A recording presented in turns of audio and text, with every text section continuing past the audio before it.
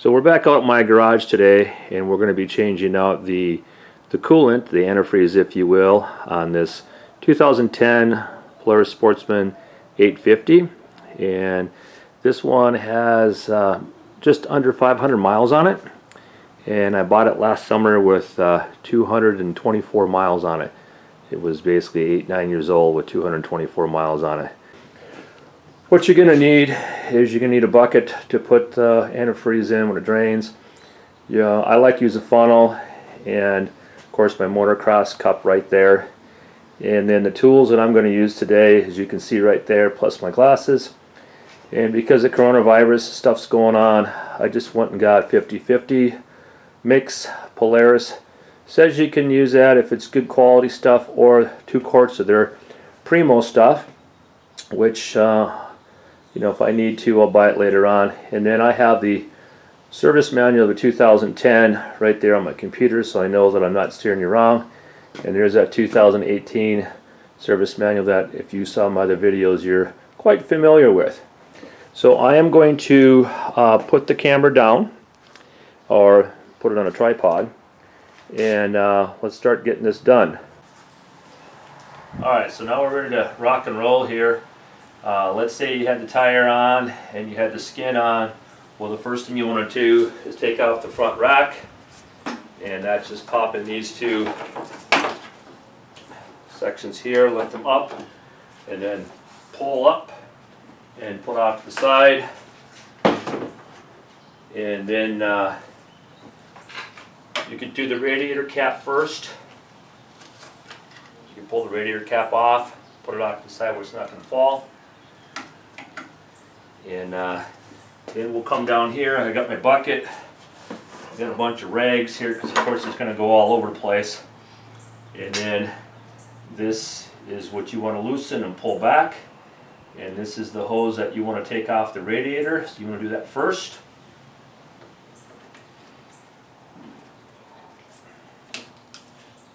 And then this is the part you're probably going to get, well, I'll probably get nice and wet. Pulling this off. Sometimes you get splashed in the face. That's about right.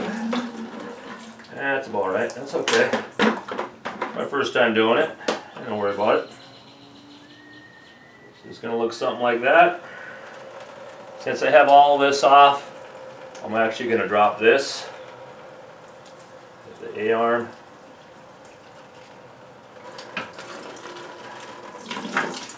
That'll help me get this hose off.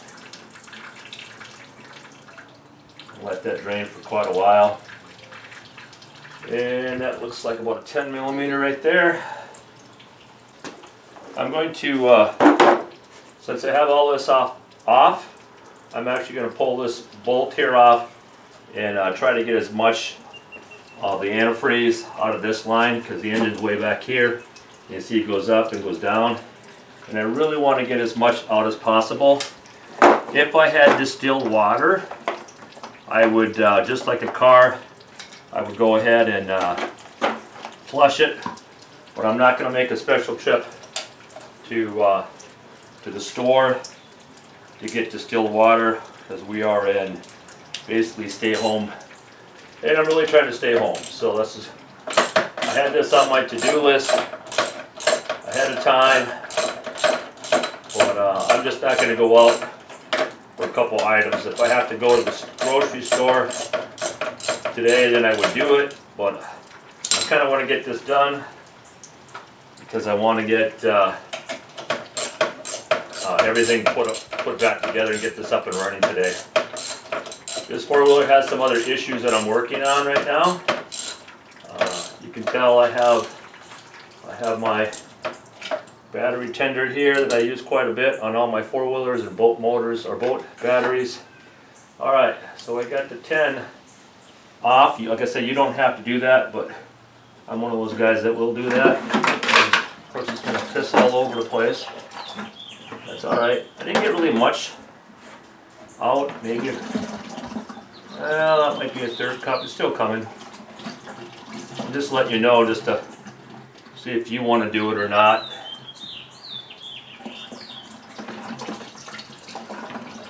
Yeah, there's a lot coming out.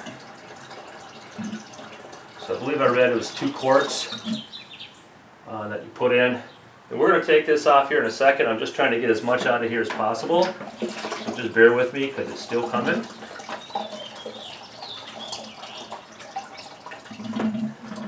You can hear it. I guess a guy could put compressed air down here. I'm not going to.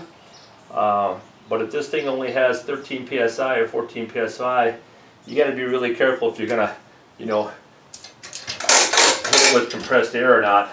I'm going to say I'm not going to do it. You do what you want to do. Some of you are probably already disappointed that I'm not using Polaris antifreeze, and that's okay. You know, I guess if I was doing it in the summertime, we didn't have all this Corona stuff going on, I probably would do that. But everything else I'm using is up to snuff, so we'll be all right. Man, it's still coming out, so I'm kind of squeezing it. You can also check your hoses. Make sure if you are the good, you need to replace them. Just like when you change your antifreeze on your truck, your car, you want to feel the hose. If it cracks and stuff and it feels brittle, please change it out. Because if you don't, you will on the freeway. Alright, so we're good to go there. And now the next thing is this reserve. I'm just going to put this cap on. I don't want dirt and stuff to get in there. Air can still get in there. So this tank here, we're going to pull towards the back and then lift up. So pull and lift up. And I'm not going to take it out. I am just going to drain it from here. And when I tested this fluid, this antifreeze, it was pretty bad. I'm going to clean that cap out as well. Make sure all this stuff is always clean. Like right now I've touched it and might have got some dirt on it, what have you.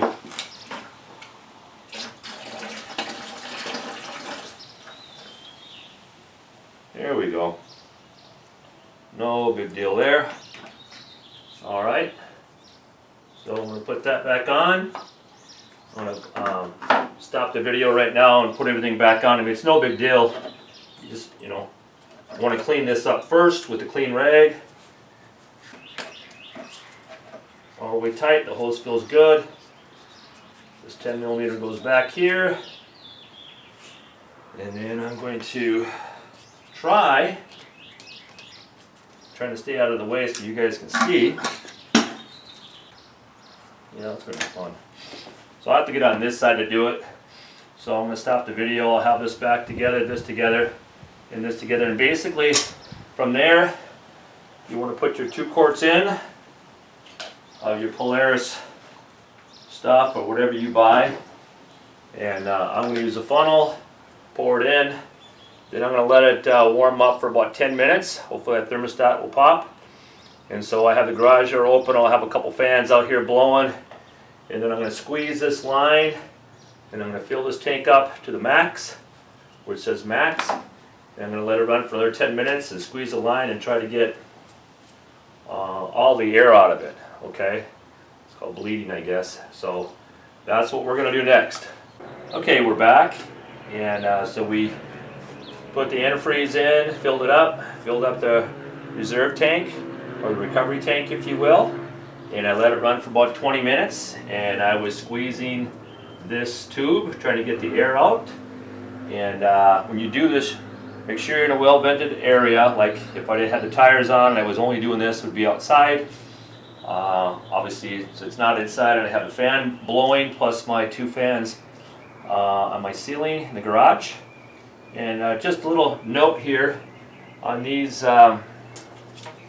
this is a tube off of a 2018 high lifter, and so you can see that they have this type of fitting right here. And when we used to do motocross, we used to take these off right away and put on something like this, obviously a lot smaller. I'm just showing you. And that's what I had to do here. The original one, when I clamped it back on, it still leaked. And I thought when I was doing this, hey, I'll just change it out. Well, I didn't. And then as I was squeezing this, antifreeze would come out. So then I grabbed it off of this end, or this end, whatever. And so it is a Polaris fitting, and it tightened it up really, really good. So you may want to have one of these spare before you do everything. Before you pull stuff off, you might want to have one of these available, because when I used the original, it still wasn't tight enough. So just a little FYI there. So make sure you stay out here or stay by the four-wheeler and keep filling it with antifreeze. I think I use a little bit more than 2 quarts, but check your owner's manual to see what you're supposed to use, how much. And I had it at the max, and you can see it's already gone down. So I want to keep an eye on that for the first hour or so of getting it out on the road and on the trails and stuff.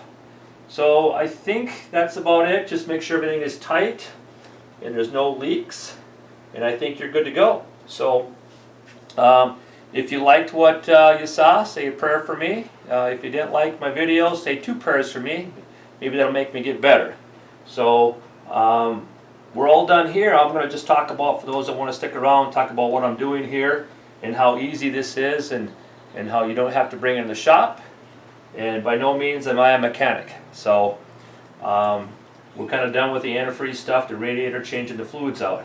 So on here, I am took everything off and cleaned everything and greased everything. Cleaned the best I can. I don't have the actual tool to grease the bearing on the inside, but did what you could do. And then took the bushing off and stuff and sanded everything, the wire brushed it down and got it all greased up, ready to go. And then I will bleed out the brakes. We'll change out the brake fluid. I'm not going to do a video on that, but I'm going to change that out today. That'll be the last of the fluids. When I changed out my ADC fluid, I was actually missing the hose from the ADC metal part down here, the unit, all the way up to the fuel, whatever you want to call that. Tell me what it's called. But anyways, up there, the whole thing was missing. So the tank up there was there, but the line was missing altogether. So I had to replace that. That's kind of scary. Then you check all the boots to make sure everything, or the rubber, make sure everything is good to go. And then I greased everything up, and that was kind of a pain in the upper part. You might be able to see I still have to clean that grease up. At least it kicked out. Cleaned in here in the front diff, cleaned all that up. So I'm ready to put everything back on. And if you watch some of my other videos, I actually talk slower, and I'll go through and I'll show you how to take everything off, in what order, and then the torques, what you got to have, like if it's a 37 or a 28 down here, and that sort of thing. Like for the shock, for example, that's a 37 on a 850 high lifter. I got to check the service manual for this one. But you kind of go through everything, and then you're good to go for a couple years. So this four-wheeler has 500 miles on it, so it's time for me to go through everything, and that's what I'm doing. So if you want to kind of see that, like I said before, just go check out some other videos, and I'll put it in the description what those videos are actually called, so you can see them from there. Alright, my friends. Another thing is, like this axle here, for an example, I'm using grease on this side, and on the other side I'm using Antifreeze, the silver stuff, and I want to see which one actually works better, when I pull it off in 2 years, because I like to pull these off every couple of years. So, alright, my friend, thank you so much for watching. Appreciate it.